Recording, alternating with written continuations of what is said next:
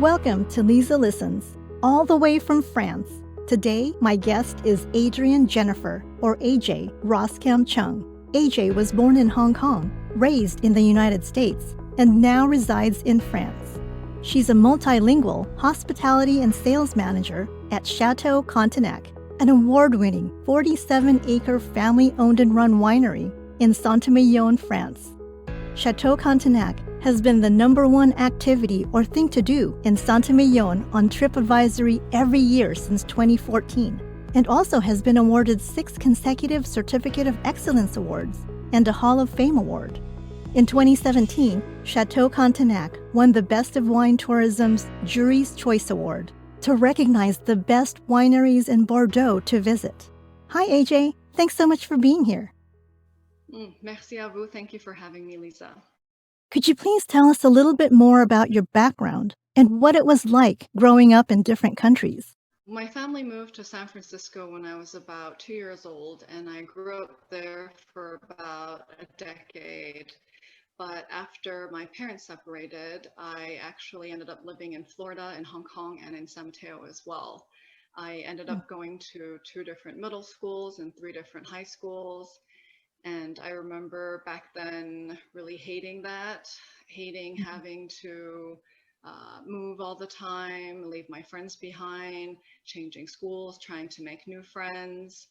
And I also remember feeling how unfair it seemed, and that I felt like I was at a disadvantage compared to the other kids who maybe had more of a stable life. But now in retrospect, I know that those experiences really molded me into the person that I am today. In terms of my adaptability, my ability to connect and bond with people, as well as building and keeping long-lasting relationships. I feel that life experiences, especially ones that are difficult and challenging, often helps us to grow and improve ourselves. Every situation, I feel, is an opportunity, and what we gain or lose from it is often up to us. I know often it seems like others might have it easier and that maybe they're more successful, but being in the wine industry, I really like to say that, the grapes aren't always better in the other vineyard. It's important to realize, especially with social media nowadays, that even though the path may not be easy or how we want it to be, we shouldn't compare ourselves to others and think we can't succeed, because otherwise, yes, we've already lost the battle before it's begun. I think it's really up to us to take the grapes that we have and make it into the best wine possible. What was your inspiration for pursuing a career in the wine industry in France? I would say that it was kind of destiny and just meant to be. Growing up, I certainly didn't think that I wanted to become a winemaker. Ever since I was a little girl, I actually dreamt of becoming a marine biologist because I love sharks. But being the eldest perfect Chinese daughter that I am, I took my dad's advice and I headed to ucdavis for a managerial economics degree. But luckily, I did go to ucdavis, which is the best winemaking school in the US.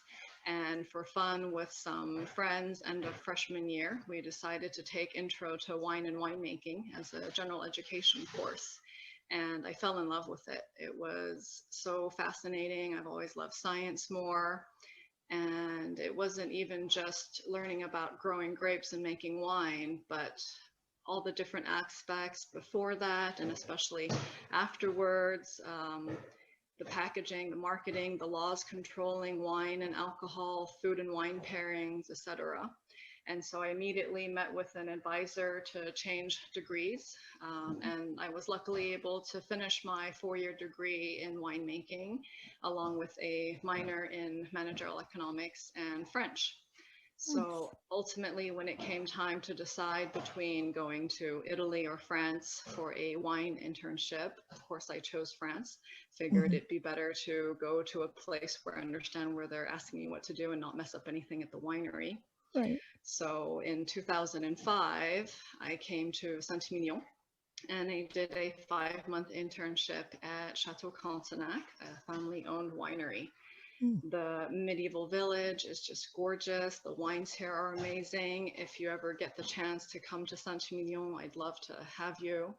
Yeah, Um, definitely going to visit. and mm, and so, of course, my original plan was to head back to California after the internship, probably work at Napa or Sonoma.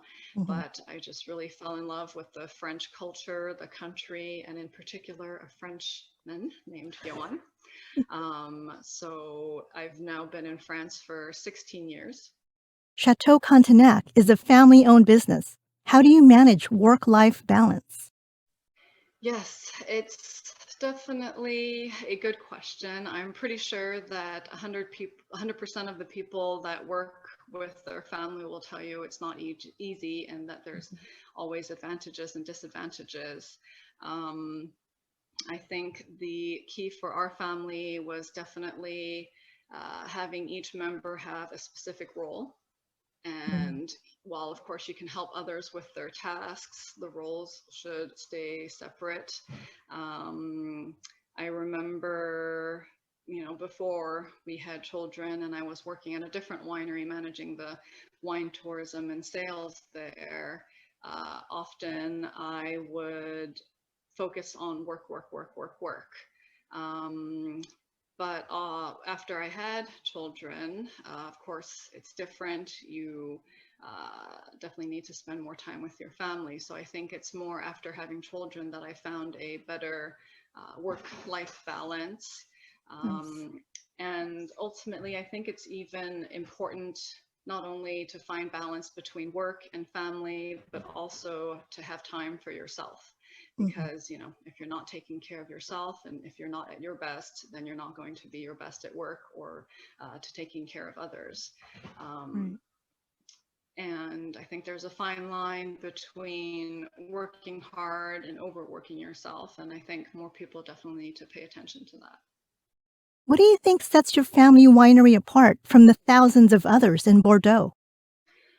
For me, when I started working for our family winery about 6 years ago to help develop the tourism and direct wine sales, Hmm. um, I had already worked at another winery for about 3 years, helping them do that. And so for me, it wasn't really ever about, you know, doing the same thing as other successful wineries are doing. It was really more about what the clients today want. Mm. What are they looking for as an experience? What are our strengths? What are other wineries not doing that we could do? So I know that our visitors love that we are a small family winery. They love our unique international family story, our Oh, family anecdotes, and especially that our tours don't really feel like, technical class lectures, right. so much as it's really more like they're hanging out with a good friend who knows a lot about growing grapes and Mm. making wine. So, they really leave feeling as though they've had a great time learning about wine. As a result, we've been the number one activity thing to do in Saint-Emilion for the past 6 years on Very nice. TripAdvisor. We won a Jury's Choice Award from the Best of Wine Tourism in 2017, while competing with some of the most prestigious and well-known wineries in Bordeaux. And I think our excellent wines made by my super talented brother-in-law Franz really speaks for themselves. So Mm. being able to ship wines internationally door to door from our winery has also helped increase our direct sales and make our family wines more accessible to our visitors. Being an Asian living in a foreign country, what has that experience been like for you? Definitely not a lot of Asians in Saint-Emilion. I could definitely count them on my hand. I think we're maybe three. Mm. And growing up in America, I've definitely had to deal with racism before, even as a little girl from other little kids. However, having lived in France for the past 16 years, I feel as though I've kind of dealt with little to next to no racism, but that may also just be related to where I've lived in France, or maybe I haven't, heard things or been oblivious. But kind of tying back to what I said at the beginning of the interview about having learned adaptability skills growing up, I do feel that I've rather adjusted and adapted quickly to life in France and the French culture. So other than the fact that, of course, I look Asian, I don't necessarily think I stand out as an Asian in a way that might pose as a challenge living great. in a foreign country. So personally, I almost feel like it's even me myself kind of that poses a challenge for myself, in the Mm-hmm. sense that even though I've been in the French wine industry for over 10 years now, I still kind of have a bit of self-doubt. For example, almost every single time I attend a wine event or do a tour and tasting, especially if it is with a French audience, in my head, I'm kind of worried about, what are they thinking? Mm. What is this Asian lady doing representing a French winery? Does she even speak French? Am I going to understand her French? But Right. I know that I have to just shake it off and do what I'm there to do. And of course, it always ends up going great. And I might even get complimented on my French. So luckily, I don't really feel like I've had to overcome too many challenges of being Asian in That's France. great. Now let's take that on the opposite. Do you think there's any Mhm. advantages of you being Asian in a foreign country?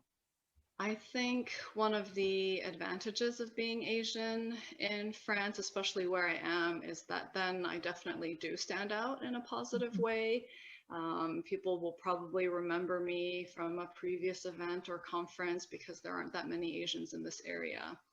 And then I would even say another advantage is that I'm being maybe sought out by travel agencies or companies or visitors that are searching for, a native Cantonese speaker as Nice. well, to welcome their clients, because people always like familiarity. What projects are you currently working on? I had some really exciting and new ideas for the winery that I was hoping to launch for the 2020 tourism season, but obviously with France going down into Mm. lockdown last March, and then afterwards being limited to a drastically smaller amount of visitors that we could welcome, that's all kind of been put on a hold. But Mm. everything is ready and set up so that when wine tourism is back to normal, we can introduce some exciting different tours and tastings. But otherwise, currently we're also working on some collaborations. Right now, specifically, we're partnering with Julie Mack from Little Rose Florals and Andrew Cheng from Chengdu Sweets in New York Oh, to nice. actually offer New Yorkers the ultimate romance package for Valentine's Day. Oh, And what that includes is a gorgeous small designer's choice floral arrangement by Julie, a 9-piece box of chocolate bonbons handcrafted by Andrew, and a bottle of our Château Moulin de Grenay, Saint-Emilion, which is a winery that has been in our family since 1970. So I really think it's important to support small businesses, and also for small businesses to work together to propose excellent products to consumers. So we'll hopefully be continuing similar collaborations nationally and internationally. And also, I love meeting and connecting with new people like you. So thank you so much for yeah. having me, Liza. I love that. Thanks again, AJ, for being here today. How do we get in contact with you and get more information about Chateau Cantenac? Definitely. So you can go to our family website, which is www.chateau-cantenac.fr. Otherwise, you can also email me at aj.roskam@chateau-cantenac.fr. Follow us on Instagram and Facebook. And that's our show for today. Please follow our guests and continue to learn about the incredible things they're doing. Their links are posted on the show notes.